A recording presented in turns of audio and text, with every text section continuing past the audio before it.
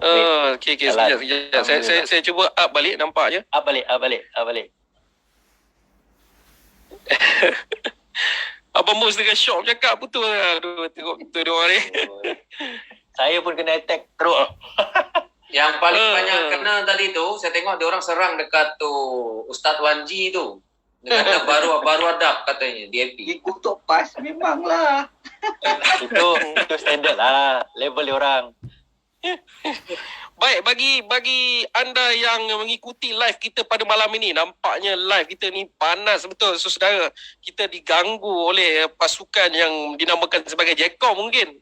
Nampaknya beria-ria lah kita punya live ni tadi sampai putus separuh jalan. Abang Mus dengan memberikan ulasannya tentang kegagalan kerajaan, rintihan rakyat, bahawa rakyat hari ini sedang merintih, minta perhatian kepada Duli Yang Maha Mulia Seri Paduka Baginda Pertuan Agong.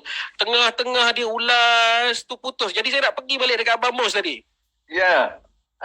Nampaknya memang rakyat tengah berintih. Nampaknya separuh daripada rakyat memberikan perhatian daripada apa yang Abang Mus sampaikan. Tapi nampaknya kita diganggu oleh Jekom. Kalau boleh Abang Mus sambung lagi sikit tadi, silakan.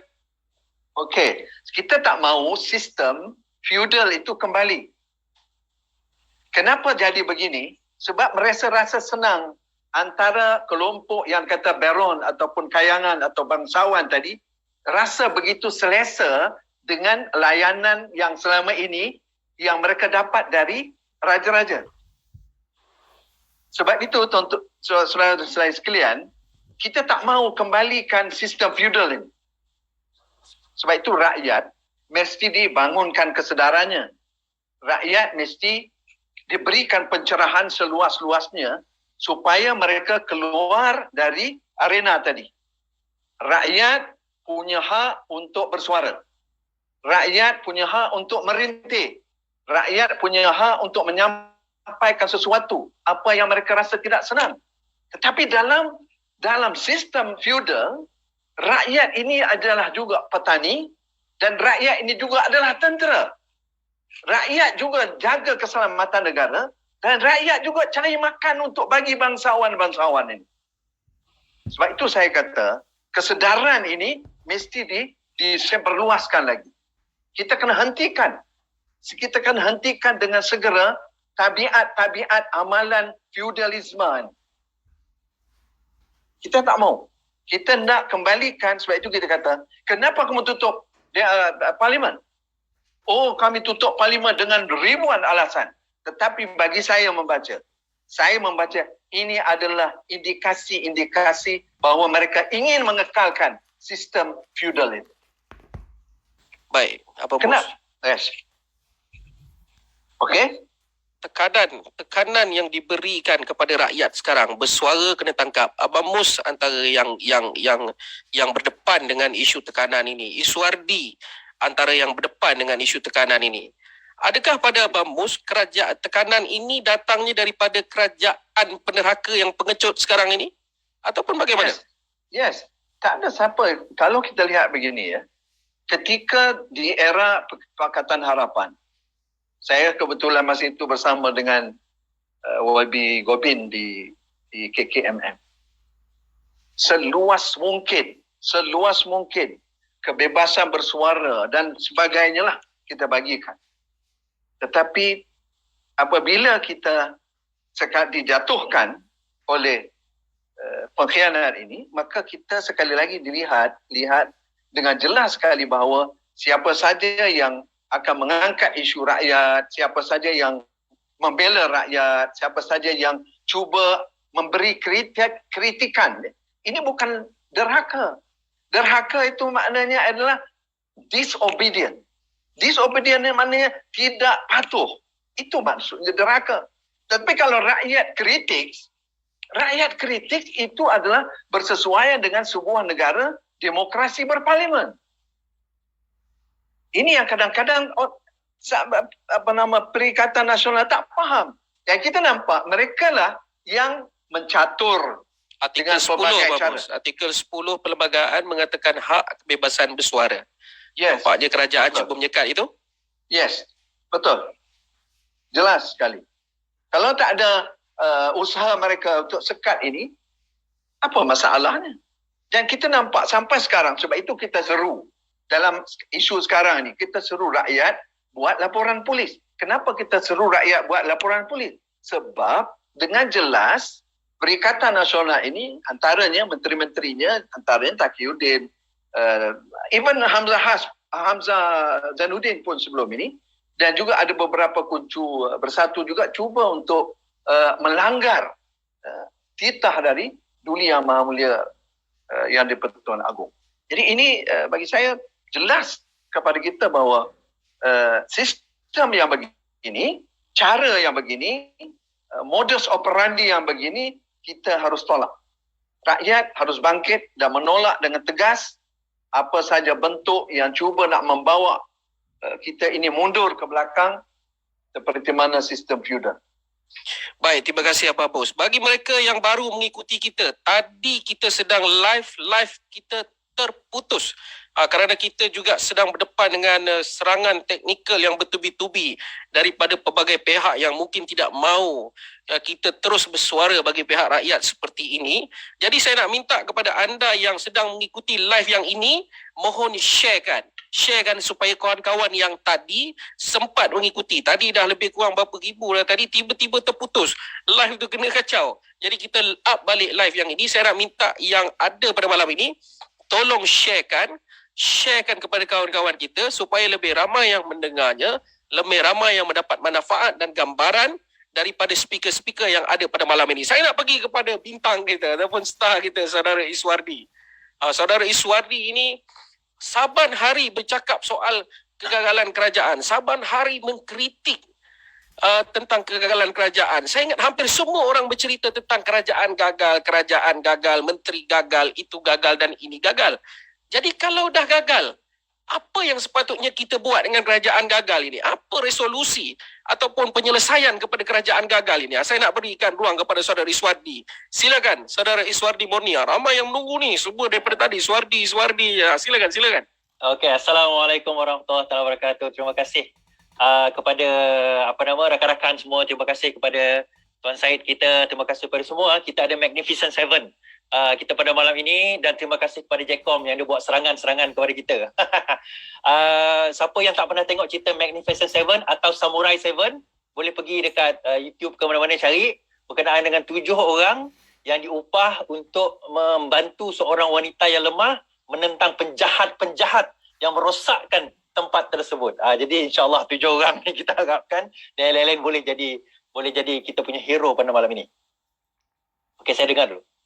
Okey, berkenaan dengan apa yang kita boleh buat kepada kerajaan yang gagal. Pertama sekali tuan-tuan, jangan pernah kita rasa bahawa sebagai rakyat kita ni tak ada apa-apa pilihan. Seolah-olah suara kita hanya didengar apabila kita nak pergi pilihan raya. 5 tahun sekali je suara kita nak ada dengar. Dan lepas pilihan raya, kata orang semasa pilihan raya, YB nak bertanding ni datang macam orang kata apa, kucing yang tengah minta kesian. Tapi bila dah habis pilihan raya, semua macam muka bengis. Itu yang kita tak nak yang berlaku sekarang ini. Itu yang menjadi masalah. So apa pilihan kita sebagai rakyat? Dia banyak pilihan sebenarnya. Antara yang kita ada seperti yang kita buat sekarang ini adalah kita zaman social media. Kita boleh buat rayuan. Kita boleh buat demand. Kita boleh buat sebenarnya demonstrasi pun boleh buat. Itu ada dalam lunas undang-undang dan dibenarkan oleh Akta Perhimpunan Aman 2012. Cuma sekarang ini kita tak buat sebab COVID. Sudah ada akta yang membenarkan perhimpunan secara aman. Tak ada masalah pun. Cuma apabila akta-akta ini disekat, suara rakyat disekat, itu yang menjadi masalah. Itu yang pertama. Kedua, kegagalan itu sendiri, kalau kita tengok, kita dapat lihat daripada pelbagai faktor. This is a multifactorial. Dia ada multi-factors yang menyebabkan kerajaan ini gagal. Daripada segi pentadbiran dia, daripada segi penentuan SOP dia, daripada segi komunikasi dia, daripada segi penerangan dia, daripada segi cara mereka memahami bagaimana menangani isu ini. Tuan-tuan, saya nak cerita, hari ini ada someone hantar report satu death certificate, sijil kematian ayah dia. Ayah dia meninggal 3 hari bulan. Death certificate tu datang maksudnya ditulis 5 hari bulan. Membenarkan antara lain, walaupun saya tak tahu bagaimana benda itu berlaku, kenapa tarikh itu berbeza, tetapi seolah-olah ada disparity, ada kesenjangan di dalam data. Bagaimana kita nak melawan musuh hari ini sedangkan data kita 2 hari lewat? Musuh kita ni dah 2 hari ke depan daripada kita. So macam mana kita nak melawan? Jadi sebab itu tuan-tuan, dia bukan sekadar a good leadership. Kita mesti ada good science. Science yang betul, bak kata Datuk Seri Anwar Ibrahim. Kita mesti ada a proper science, a good science untuk nak melawan COVID ini, melawan unseen enemy. Kalau tahun sebelum merdeka dulu, zaman konfrontasi, zaman komunis, kita lawan musuh yang nyata. Sekarang ini kita bukan melawan musuh nyata, kita melawan musuh yang tak nyata. And even worse, dalam keadaan sekarang kita tak mampu, kita tak mempunyai kerajaan yang mampu untuk nak handle this sort of situation. Now, diberatkan lagi keadaan kita apabila kerajaan yang sepatutnya melindungi rakyat, yang sepatutnya mendengar suara rakyat, mula sedikit demi sedikit menghakis dan menindas rakyat. Mula sedikit demi sedikit menekan dan juga memberi contoh kepada rakyat. Jangan kamu buat sesuka hati. Jangan kamu cakap sesuka hati. Nanti kamu akan end up macam Iswardi Morni. Kamu akan end up macam Mustafa Mansur. Kamu akan end up macam ada seorang ustaz tu. Saya malah nak sebut nama kan. Duduk dalam lock up dan sebagainya. Apa yang kita nak buat? Kenapa? Persoalannya kenapa? Kenapa perlu... Ustaz tu ada dengan kita malam ni. Ada. Saya malah nak sebut lah, biar dia sebut sendiri lah. Kenapa kita nak end up sampai perlu hendak menekan rakyat dalam keadaan demikian? Tahu tak tuan-tuan dan puan, pada tahun 2014, akta hasutan paling banyak digunakan pada tahun 2014. Akta hasutan paling banyak digunakan pada 2014 dan tak mustahil, saya tengok kes baru-baru ini, di bawah akta ordinan tidak benar, lebih 30 tangkapan sudah dibuat. Ordinan tidak benar. Lebih 30 setakat salah saya cakap dengan anggota polis, dia kata lebih 30 tangkapan telah dibuat. Ini kita bukan bercakap yang memang sengaja nak menyebarkan berita palsu. Kadang-kadang dia, ialah kita nampak ada macam berita, kita forward ada kat orang pun kena tangkap. Why? Kenapa? Sampai kena denda, kena penjara dan sini rakyat biasa, bukan penyenayah. Itu saya nak kata, kembali kepada kita tadi. Okey, yang tu tak apa, okay, kita nak tangkap sebagainya. Tapi yang derhaka, dua kali pada bulan Februari yang di-Pertuan Agong mengatakan bahawa supaya dibuka parlimen. Taqiyuddin berkata apa pada bulan Mac? Oh, itu penerangan saja. Sebenarnya jemaah menteri yang boleh menentukan. Sekali lagi yang di-Pertuan Agong hari ini semalam mengeluarkan kenyataan 2 hari lepas. Hari ini mengeluarkan kenyataan segera. Dia kata segera tu mungkin September. Tuan-tuan. Kalau itu bukan dahaka, apa nama dia tuan-tuan? Kalau itu bukan dahaka, apa nama dia? Saya serahkan balik kepada moderator. Dia betul-betul gimmick lah, ketuk skrin ni satu gimmick lah kan. Saya nak pergi kepada Wan G. Sebab nampaknya malam ini kita menarik perhatian Jcom yang sangat ramai. Kita ada lebih pada 2,000 yang sedang mengikuti live ini di Facebook saudara Iswardi. Di Facebook saya nampaknya kena serangan teruk lah. 2 kali dah putus. Jadi saya nak pergi kepada Ustaz Wan G sebab paling banyak mereka menyebut ni nama Ustaz Wan G. Ustaz Wan G, adakah sekarang dari segi sudut dalilnya, adakah patut rakyat bersuara ataupun rakyat patut diam aja buat tak tahu je kan? Sebab kalau bersuara dia jadi macam Iswardi. Bersuara kena tangkap saudara Mustafa Mansur. Bersuara kena ditangkap, diberi tekanan mahkamah. Malah Ustaz Wan G sendiri pun melalui pengalaman yang sama. Ustaz Iswardi sebut tadi, ni lah Ustaz dia kan. Tu orang dia lah. Jadi malam ni saya nak tanya, adakah patut kita terus bersuara, rakyat terus bersuara tentang kegagalan kerajaan atau bagaimana? Ustaz Wan G, silakan. Okey, Assalamualaikum. Tak pasal-pasal Wadi sebut nama aku. Pekis. Okey, alright. Perkara pertama yang kita kena ingat, kalau kita nak pergi daripada wacana politik yang dibincangkan oleh ulama-ulama Islam, politik ni adalah urus tadbir supaya rakyat jadi baik. Itu poin dia. Kalau kita tengok Yusuf Al-Qaradawi dia pernah sebut al-qiyamu ala syai'in bima yaslahuhu. Kita buat apa pun nak pastikan rakyat jadi baik. Itu poin dia. Sekarang ni dia ada 2 isu tau. 2 perkara yang dikatakan derhaka. Yang pertama adalah penderhakaan terhadap rakyat dan satu lagi adalah penderhakaan terhadap yang di-Pertuan Agong apabila yang di-Pertuan Agong dapati bahawasanya rakyat berada dalam kesukaran, berada dalam kesusahan. Jadi bila kita nak pergi daripada tajuk politiknya begitu, Islam membincangkan politik adalah kemaslahatan pada rakyat. Makanya kalau mungkin ada orang tanya apa problem yang berlaku pada Kerajaan Perikatan Nasional pada hari ini. Macam mana kita boleh persoalkan sebegitu sedangkan hari-hari kita tengok dalam Facebook cerita tentang ada rakyat yang mati disebabkan COVID-19. Kita nampak macam mana kegagalan kerajaan dalam mengurus vaksin dan sebagainya lah. Jadi di situ dah nampak tau kegagalan tu amat ketara. Bahkan kita tengok macam mana peningkatan kematian, peningkatan orang yang terjebak kena penyakit COVID-19 itu tu makin lama makin meningkat. Jadi benda itu telah bukan semata-mata kita yang duduk di bawah pun tengok. Bayangkan orang duduk di atas pun sudah nampak perkara sebegini. Menandakan benda ni terlalu serius tau. Makanya bila kita sebut benda ni terlalu serius, dia perlu diselesaikan.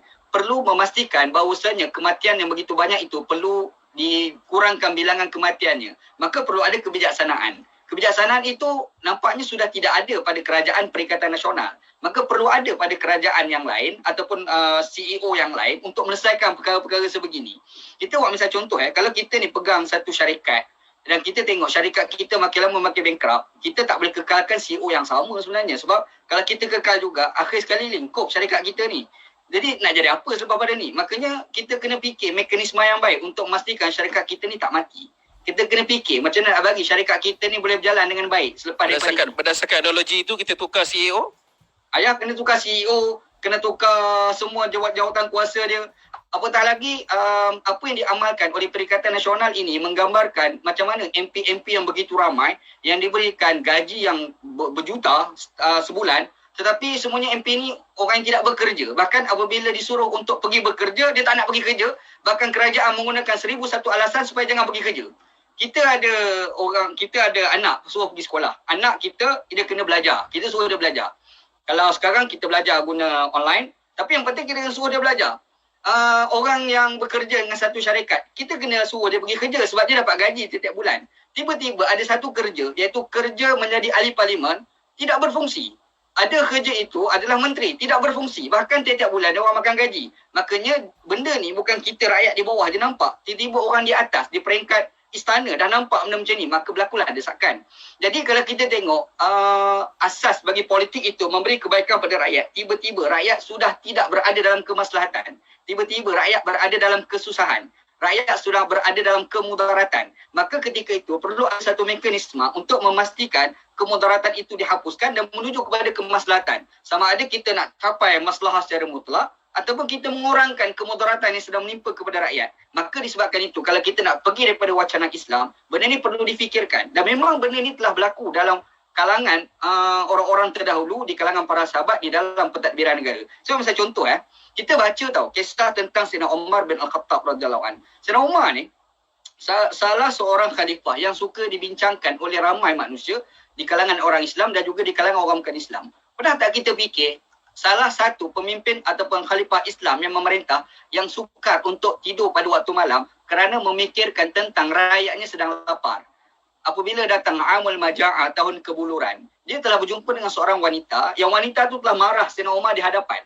Dia kutuk Sayyidina Umar. Dia kata, kalau aku berjumpa Allah Subhanahu Wa Taala di akhirat nanti, aku akan bertanggungjawabkan di hadapan Allah tentang kelemahan kamu dalam pentadbiran. Sayyidina Umar dia tak marah tau kepada wanita itu. Bahkan dia menangis. Bahkan dia mengatakan, benar wahai wanita, kerana ini adalah kelemahan diri aku sendiri. Walhal, Sayyidina Umar tu apabila tahun kebuluran telah menimpa pada rakyat, dia sendiri pun tak mahu makan. Dia tak nak, dia sentiasa berpuasa. Apabila diberikan makanan yang sedap-sedap, dia mengatakan, macam mana aku boleh makan makanan yang sedap-sedap sedangkan di kali ini rakyat sedang kelaparan. Itu sikap pemimpin tau dalam melihat rakyat. Itu berlaku pada Sayyidina Umar. Tiba-tiba kita tengok pada hari ini, bukan sekadar rakyat mendesak, bahkan di peringkat atasan yang paling tinggi, iaitu istana sendiri telah mendesak pada kerajaan supaya melakukan perubahan, supaya melakukan tindakan yang boleh memberi kebaikan pada rakyat, tetapi kesedaran itu tidak ada. Kalau kita nak bandingkan dengan Sayyidina Umar, memang cukup jauh dengan apa yang dilakukan oleh Sayyidina Umar pada zaman dahulu. Itulah yang saya boleh bincang. Terima kasih.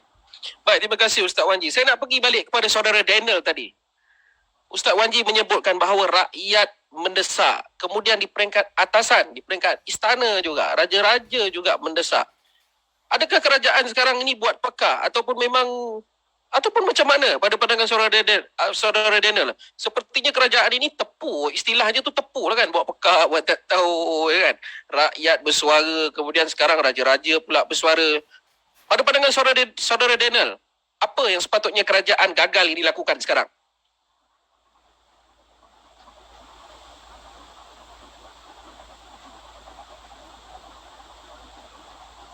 Mike, saudara Daniel.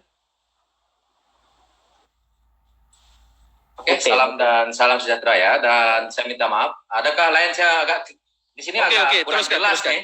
Jelas, teruskan. Teruskan ya. Sebab tadi saya putus itu. Saya pun dah kena serang nih. Saya dah fikir takut tak nian. Oke, pada pandangan saya ya, bukan kerajaan ini dia sebenarnya kalau kita lihat kerajaan ini umpama pada saya hidup segan mati tak mau, yang mana mereka berharap mereka terus kekal berkuasa. Isu mereka yang kita katakan ini menderhaka ni, sebenarnya kalau kita lihat sisinya memang dah menderhaka, karena mereka kalau kita tengok ya, parlimen perlu diadakan persidangan secepat mungkin. Ini adalah titah yang Pertuan Agong waktu selesai majlis raja-raja kan. Jadi kita tengok ya, perkataan ini saya sebagai rakyat Malaysia, rakyat biasa ni, kita boleh menilai, boleh memikir bahawa diadakan secepat mungkin. Diadakan secepat mungkin ini bermaksud segera. Segera itu dalam bahasa Inggrisnya kan urgent. Urgent tu secepatnya cepatlah. Jadi kalau kita berurusan dengan kerajaan, kalau ini surat, dia perlu ada yang yang dililit dengan itu adalah sangat penting tahu. Jadi itu kalau surat. Ini kalau titah ataupun yang dikeluarkan oleh pihak istana seperti raja ataupun sultan ataupun agung, bermakna ini mereka perlu laksanakan dengan segera. Bila ada menteri-menteri yang menyangkal isu ini, bermakna mereka ini sebenarnya telah menderhaka lah, tetapi mereka tidak mau. Dan kita tengok, bila orang mereka kena, apa yang kita tengok, menteri di Jabatan Perdana Menteri, yaitu Menteri Undang-Undang, berkenaan dengan isu report polis yang telah dibuat oleh orang PH.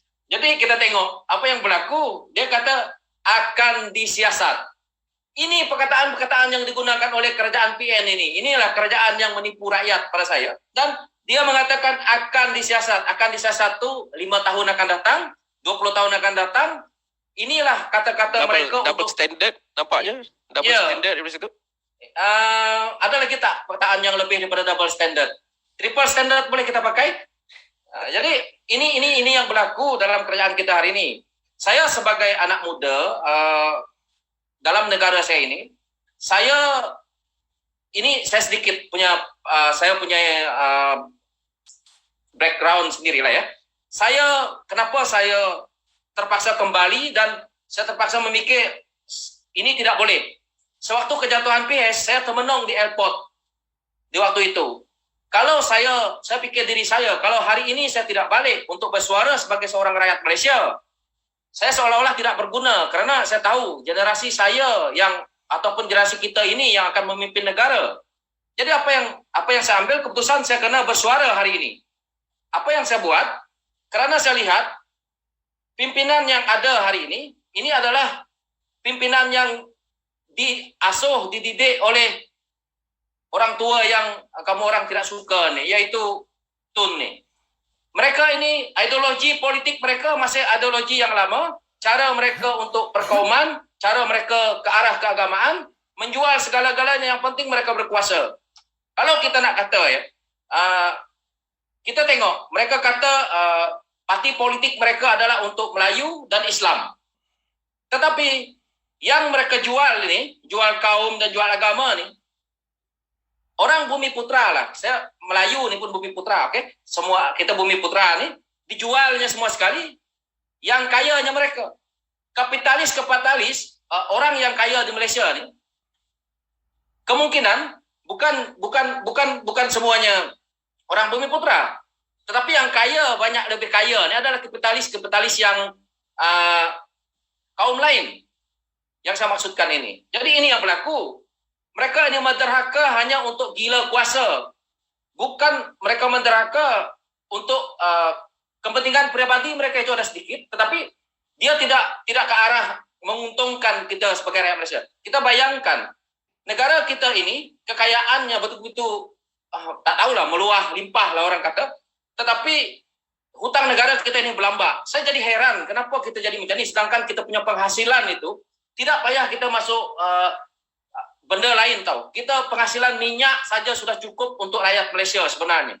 Ini hakikat. Kalau kita daripada zaman Tun dahulu sampai hari ini ada berlaku sesuatu yang baik yang mana mungkin penjimatan dalam kerajaan dan menteri-menteri tidak boros.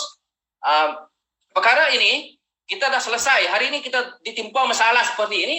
Kita tidak ada masalah dengan isu rakyat tidak makan, rakyat tidak punya pekerjaan seperti sekarang, tidak keadaan seperti ini. Sebenarnya kita tidak ada masalah di situ. Tapi kerana masalah ini, inilah saya selalu menyalahkan Tun dalam isu ini. Karena ini adalah hasil didikan Tun sewaktu dia duduk dalam UMNO dan terbawa sampai hari ini oleh pemimpin-pemimpin lama ini. Dan kita sebagai generasi muda perlu menukar ini semua, tidak kira daripada parti politik manapun sebenarnya. Tetapi apa yang saya lihat, pimpinan muda daripada sebelah sana tu, apabila buat sidang-sidang media mereka, pada saya umpama sampah saja.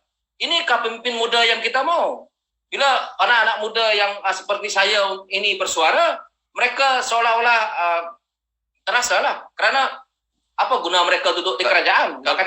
Kalau terasa je tak apa, kena tangkap ni. Itu yang masalah tu. Inilah saya punya ni. Yang saya ini saya serah balik kepada moderator, nanti jadi panas, so saya serah pada orang lain untuk bersuara. Baik, terima kasih. Kita sudah pun bersiaran melebihi 1 jam. Siaran kita tadi di page saya, page Syed Badli Shah diserang beberapa kali. Namun saya ingat siaran di page Iswadi Moni tidak putus. Jadi bagi teman-teman yang mengikuti siaran kita pada malam ini, ada ribuan orang yang mengikuti daripada kedua-dua page dan beberapa page lain yang cross page ini. Saya nak ucapkan terima kasih. Topik kita pada malam ini, siapa penerhaka. Kita tampilkan 7 orang untuk berbicara soal ini. Sekarang saya nak pergi kepada rumusannya. Saya beri ruang kepada setiap ahli panel. Saya nak mulakan dengan Abang Norman dulu.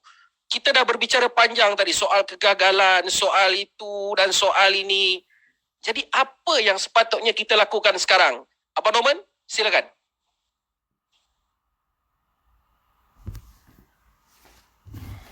Mikrofon. Suara Abang Norman. Abang, suara Abang Norman. Okey, dengar. Okay, baik. Tak ingat. Penat juga. Okey, tak apa. Okey. Solusi dia sangat mudah. Cuma kita telah diperbodohkan dengan berbagai isu-isu yang melahirkan persepsi rakyat. Contohnya tentang Melayu, Islam, DAP kan. Ini bagi saya ada politik jahat, memainkan isu-isu yang memperbodohkan rakyat. Okey. Jadi bagi saya solusi begini. Bukalah parlimen. Apa yang dibimbangkan sangat? Okey, di sana kalau betul lah ada kata undi percaya atau tidak, kita gentleman. Buka undi, kan? Bagi saya bukan beginilah. Saya walaupun lama mengikuti politik ni, tetapi akhir-akhir ni baru menyertai parti politik, kan. Jadi dulu sebab saya duduk dalam media, jadi saya bebas nak berjumpa dengan sesiapa saja. Jadi saya lebih terbuka untuk mengkritik sesiapa saja, kan. Tentang pemulihan ini, bagi saya solusi dia satu. Datuk Seri Anwar mesti diangkat menjadi Perdana Menteri. Rekodnya sangat bersih.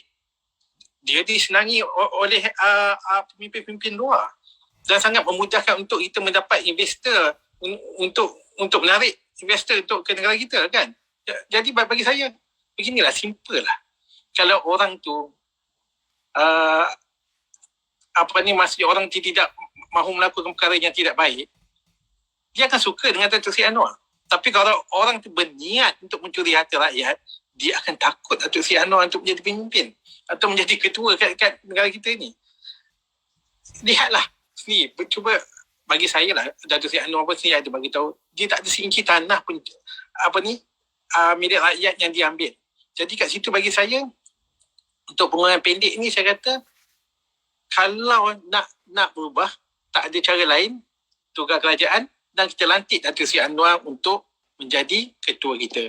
Untuk mereka yang menuduh kita ini sebagai binatang politik, saya ingin bagi tahu atau amaran kepada dia.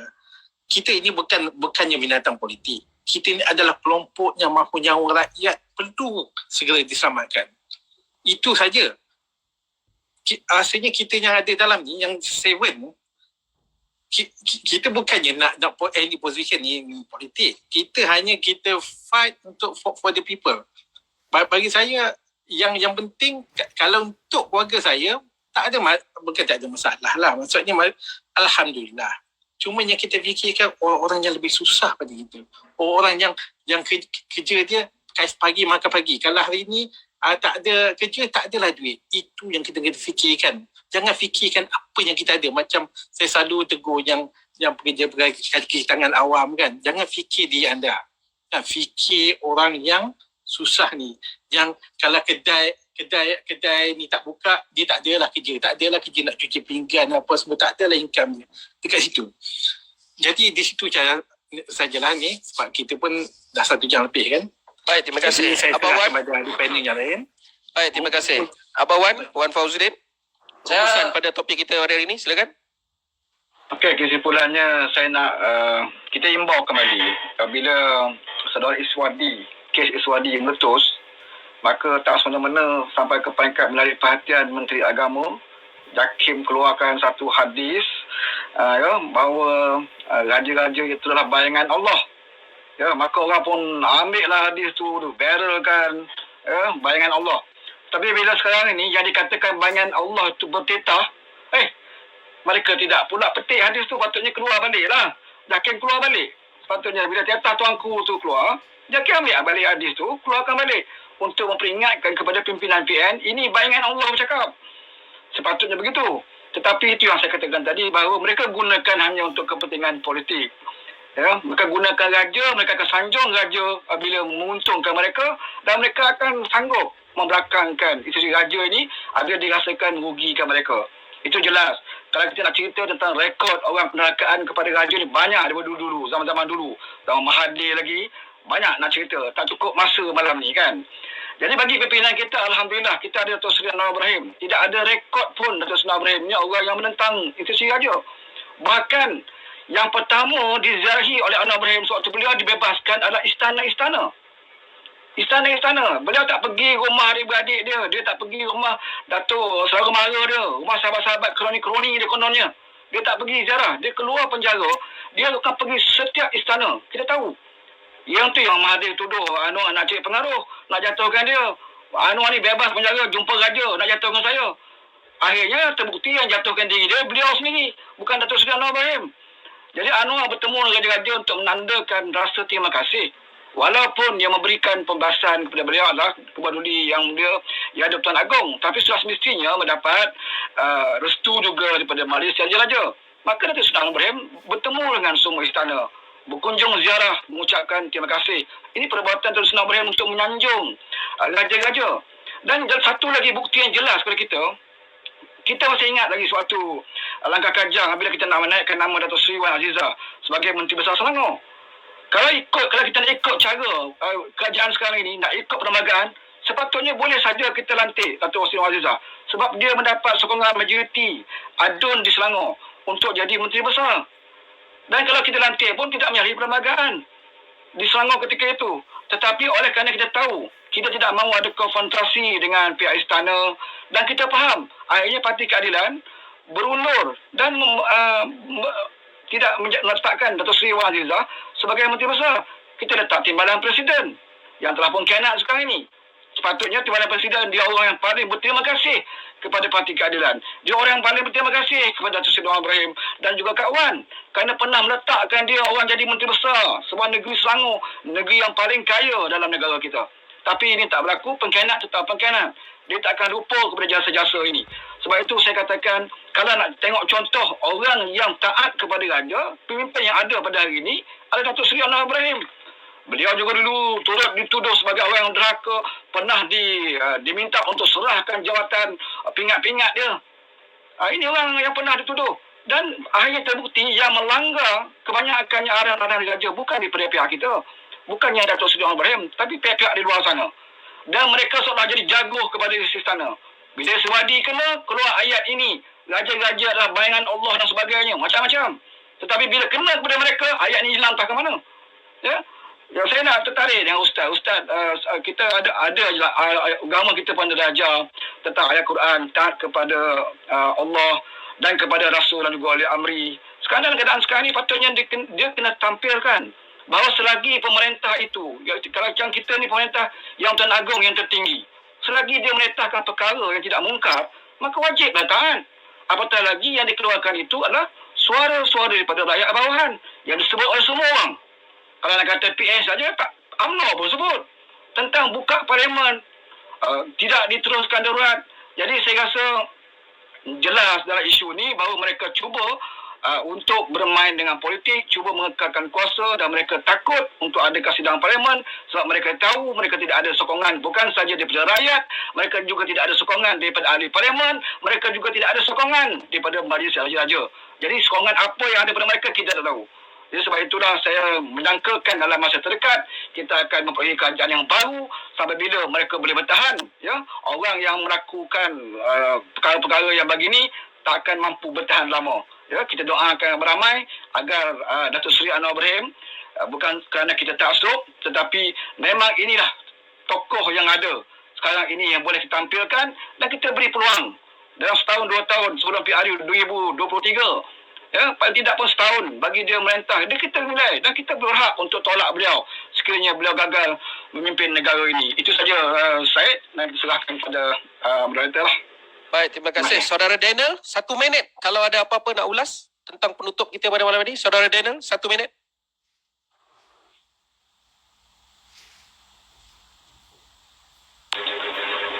Mike.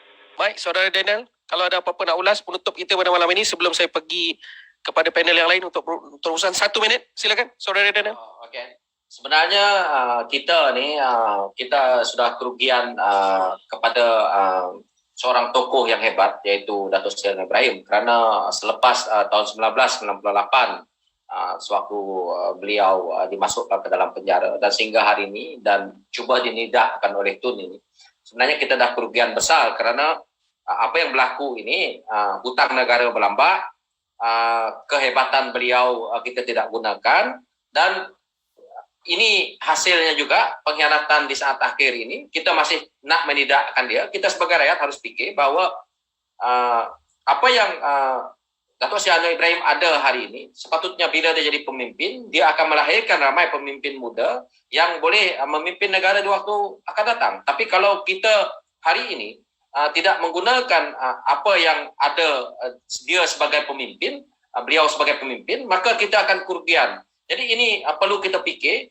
sebagai anak muda, kita jangan ke politik ini untuk jawatan dan duit. Kalau kita memikirkan ini, maka ideologi kita yang kita nak fikir untuk rakyat, untuk kita nak menjadikan negara kita ini sebagai negara membangun, maka tidak akan dapat dilaksanakan. Kalau ini pemikiran kita sebagai rakyat Malaysia yang masih inginkan hanya jawatan dan kita nak harta yang ada senang kita bila duduk di pucuk pimpinan, lebih baik jangan ke politik. Ini pandangan saya dan sambunglah pada yang lain. Okay, thank you.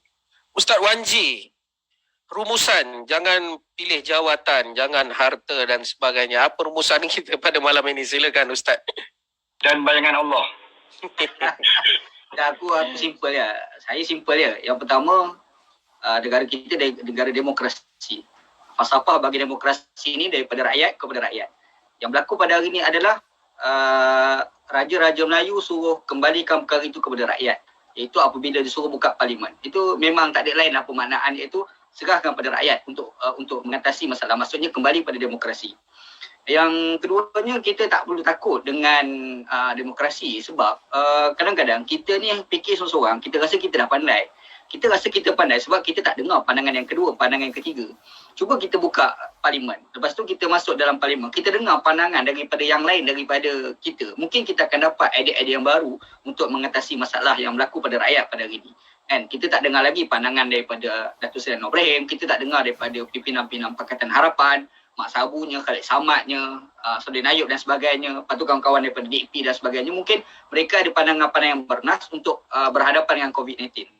Lepas tu yang seterusnya, kita tak sewajarnya terima sebarang unsur-unsur yang boleh menafikan demokrasi untuk mengatasi COVID-19. Contoh macam Aidil Magiran sebagai contoh. Itu tak baik sebenarnya sebab macam mana kita nak pergi kepada satu yang berbentuk unsur kediktaturan kepada satu real diktator. Sepatutnya kita kena pergi pada suara rakyat dan itulah itulah falsafah bagi demokrasi yang menjadi pengamalan dalam politik yang diamalkan di Malaysia. Jadi pada saya, sayangilah rakyat, maka serahlah kepada rakyat. Terima kasih. Assalamualaikum. Baik, sebelum saya pergi kepada panel terakhir kita, nampaknya Abang Mus ada masalah teknikal. Jadi sebelum saya pergi kepada Iswardi untuk membuat rumusan, saya ingin buat sedikit pengumuman. Pada malam esok kita ada satu sesi live yang agak penting bertajuk Pentas Rakyat 2 Dekad Menongkar Arus, di mana kita akan tampilkan 2 panel hebat, iaitu Setiausaha Agung Parti Keadilan Rakyat Datuk Seri Saifuddin Nasution dan juga Profesor Madya Dr. Hamdan Datuk Muhammad Saleh yang akan dimoderatorkan sendiri oleh Ketua Penerangan Parti Keadilan Rakyat Wabi Samsul Iskandar. Jadi jangan lupa malam esok ikuti secara live kupasan Setiausaha Agung tentang pra-kongres, dan kemudiannya hari Ahad pagi. Ini penting untuk saudara yang sedang mengikuti live kita pada malam ini.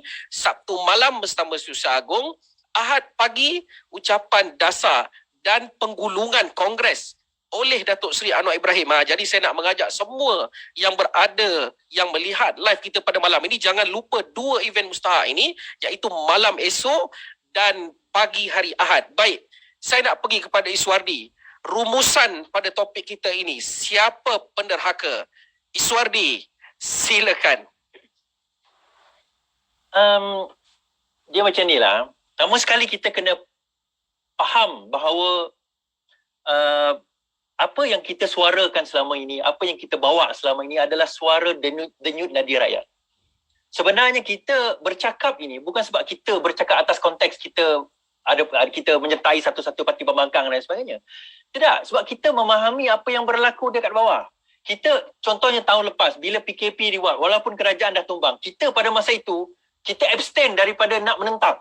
Sebab kita faham, okey sekarang ni prioriti kita adalah nak COVID. Untuk melawan COVID. Kita pun duduk di rumah, saya duduk di rumah daripada rambut pendek jadi rambut panjang. Kalau tengok live saya tahun lepas, kita faham. Tetapi setahun kemudian, not only we are not getting better, we are getting worse. Bukan setakat kita tak getting better, negara tak makin baik, sedangkan negara jiran Singapore, Indonesia, kita pergi banyak negara is getting better. We are not getting better. In fact, kita getting worse. Dan yang get worse-nya itu, kalau tahun lepas bolehlah kita kata kita ni tak tahu apa-apa, tahun ini kita ada pengalaman setahun. Dan yang memburukkan lagi keadaan apabila apa yang getting worse itu, kita tahu sebab apa, kita tahu puncanya, antaranya PRN Sabah kita tak tutup dan sebagainya, kita tak tutup negara, kita tak buat lockdown, dan lockdown tidak full lockdown menyebabkan keadaan makin tak elok. Hari ini 6,000 lebih, it's getting turun makin naik. Jadi apa yang kita kata dah selesai, apa yang kita kata dah berjaya. Jadi daripada situ, apabila benda ini kita bawakan, isu saya, isu rakan-rakan sekalian, bukan saya saja, semua rakyat Malaysia membawa isu ini. Kalau tak ada korang semua, saya seorang pun tak jalan juga. Menyebabkan yang di-Pertuan Agong dan Majlis Raja-Raja dapat pick up. Sebab mereka memahami. Mereka memahami dan mereka mengambil tindakan untuk segera membuka parlimen. Dan sebab apa? Dia tahu membuka parlimen itu adalah satu kaedah untuk kita nak mendapatkan solusi terbaik. It looks like darurat tak boleh menyelesaikan masalah. It looks like bahawa satu pihak yang menentukan keputusan tidak boleh menyelesaikan masalah. Parlimen kena dibuka. Dan apabila parlimen dibuka, ini saranan saya kepada yang lain-lain ni, kepada parti-parti yang lain. This is the time. Kalau kita tak nak negara makin jadi lebih teruk, tarik handbrake, bersatu di bawah Datuk Seri Anwar Ibrahim, tinggalkan PAS, bersatu dan juga apa-apa yang kat dalam tu, yang kita tahu tak boleh nak buat kerja. Yang kita tahu tak boleh nak menyelesaikan masalah rakyat. Kenapa kita tahu kita tak boleh menyelesaikan masalah rakyat? Hari ini 18 hari bulan 2021. 18 hari bulan 6, 2021. 18 hari bulan 6, 2020, berapa kes? Setahun lepas berapa kes? Hari ini 6,000 kes. Compare. Saya nak tanya, berjaya ke gagal? Jadi kalau kegagalan itu sudah jelas, kalau kegagalan itu memang mereka tak boleh tampung, sehingga kan pesanan dan juga arahan, bukan pandangan, arahan yang di-Pertuan Agong diperlekehkan, dimain-mainkan, didakwa-dakwikan. Jadi apa kesimpulan yang kita boleh buat? Melainkan, bukankah itu yang dinamakan sebagai derhaka? Sekian daripada saya. lawan. Tetap Ya, lawan. saya nampak Abang Mus dah online balik. Abang Mus, Sila. kita reserve otai kita for the last rumusan kita. Abang Mus, silakan Okey. rumusan bertopik kita pada malam Okey. ini. Silakan. Kita dah saya dah membicarakan banyak aspek. Okey, kita dah bicara dah tentang derhaka ini. Yang penting sekali ialah seluruh rakyat Malaysia terbuka pintu hati mereka, pandangan mereka yang cukup jelas, iaitu yang hakikat sebenarnya yang menderhaka kepada titah Duli Yang Maha Mulia di Paduka Baginda Yang Tuan Agong adalah dari kelompok mereka sendiri. Kelompok kerajaan yang tebuk atap ini. Sebutlah siapa nama mereka. Rais Yatim pernah kutuk, pernah hina-hinakan istana. Taqiyuddin sekarang. Kemudian sebelum ini Hamzah. Dan beberapa lagi tokoh-tokoh Perikatan Nasional ini dengan jelas bahawa mereka mempamerkan peribadi yang engkar kepada arahan Duli Yang Maha Mulia Seri Paduka Baginda di-Pertuan Agong dan Raja-Raja Melayu.